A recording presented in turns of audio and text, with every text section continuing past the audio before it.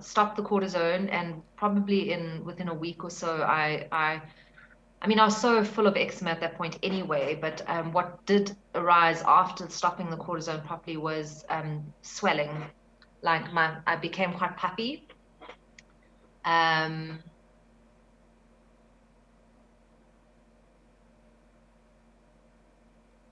2 months as well, while I was still on cortisone, very sun sensitive. So I was developing rashes from the sun, which is very unusual for me.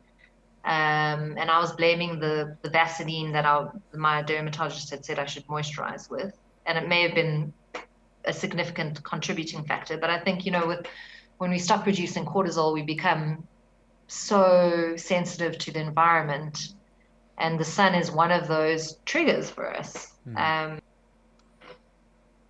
So so that was probably around the 1st of June, I stopped, 2020, stopped the cortisone. I think I used over-the-counter cortisone twice in that month. So just for a few patches that were unbearable. And then I just stopped, and I have just been dealing with the symptoms ever since, really. Yeah. And so the symptoms have gone from incredibly lots of changes. My gosh, my symptoms, the rash has changed constantly. I think in the early days when I initially stopped the cortisone, I was dealing with a lot of swelling, a lot of oozing. My skin was not as dry as it is now or has been in the past few months, but so sensitive, like going in and out of the shower was almost unbearable. Any change of environment was almost unbearable. Getting dressed everything was like it. I mean, I want to say it's unbearable, but you do it, Yes. Sleep, another big one.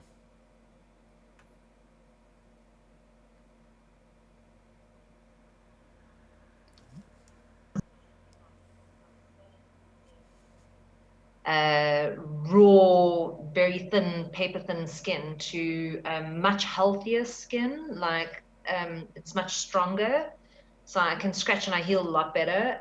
But a few months ago, I was shedding like there was no tomorrow. I don't know if you had that as well. Yeah. Yeah, no, I Did you? did. All over How my many bed. months did you have it for?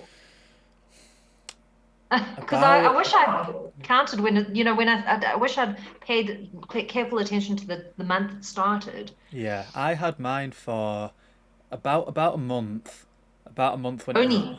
Yeah, yeah, I was, I'm because so jealous. what happened was, this was later on for me. Once I got into my first seriously full body flare, and it was, as you'll understand, it was unbearable. You can't sleep, you're itching, Yeah. you get out Yeah. of the shower, which is your one comfort, and then as soon as you get out, just boom, a Yeah. couple hours later you go to bed. But I obviously heard about NMT and stuff, and I went straight onto that, and that really helped with Oh. the oozing. The shedding was like I could pitch like flakes off your bed. Yeah. You'd Yeah. have to hoover it. But yeah, that was only. I was really quite fortunate when it came to that. Okay. Yeah. So I mean, I've been flaking since. I mean, I wasn't recording my symptoms during October and November, so I think that was probably the height of my symptoms. And that was around about month 5 and 6. Um, because I think I was just so miserable that I didn't have the way with the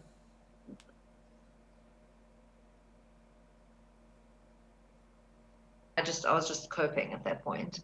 And I think that's around about the time when I started to flake significantly. And I started out with, I think, larger flakes, and then they became finer.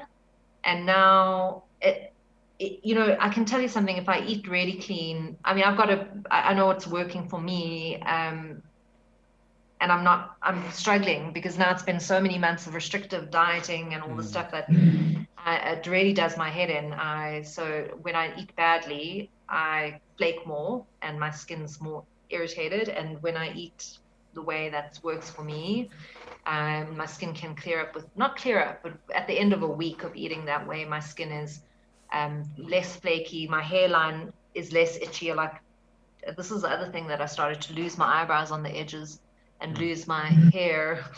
from scratching in my hairline, which is very unpleasant. But everything's unpleasant in topical steroid Yeah. withdrawal. Something